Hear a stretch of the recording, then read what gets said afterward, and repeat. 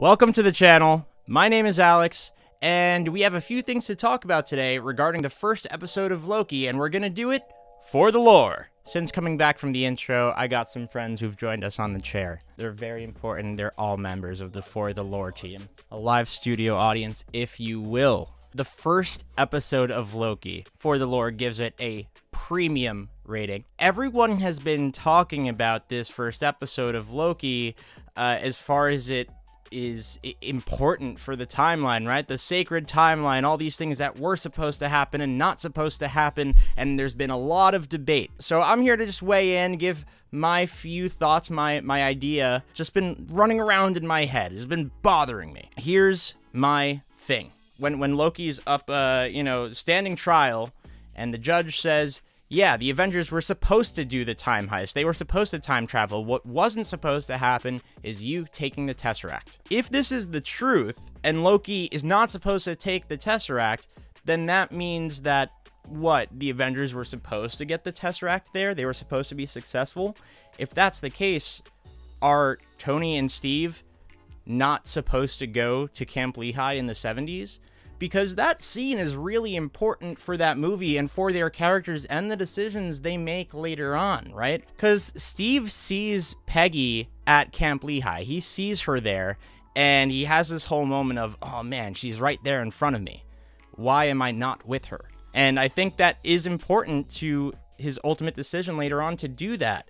And Tony has his whole moment with his father. That's closure for him, and that's also closure for him as a father to Morgan, and how he ends up being okay making that sacrifice for her and for the world, and leaving her without a father. If we're to say that they're not supposed to go there, I don't know, it just sort of feels wrong, right? It's like, oh, then why watch the scene if it's gonna just end up happening anyway? I mean, of course, you know, they're making everything feel like it doesn't matter. Obviously, with the Infinity Stones being used as paperweights, they're just saying none of this really matters. Is it possible that their actions and decisions are the same regardless of their adventure to Lehigh? I guess sure, you know, obviously seeing Peggy isn't the one catalyst for Steve deciding to go and do that, but I think it definitely plays a role in that. There's also all the debate with Doctor Strange saying, oh, well, you know, there's only one option. It's like, would that have happened if it was the...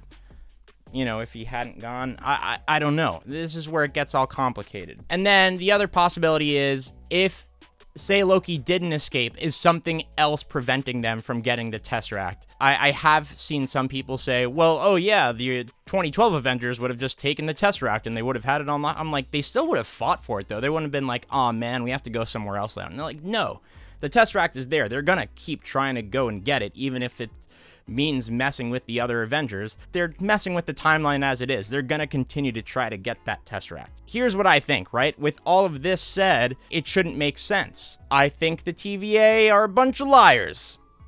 You're lying. Liar!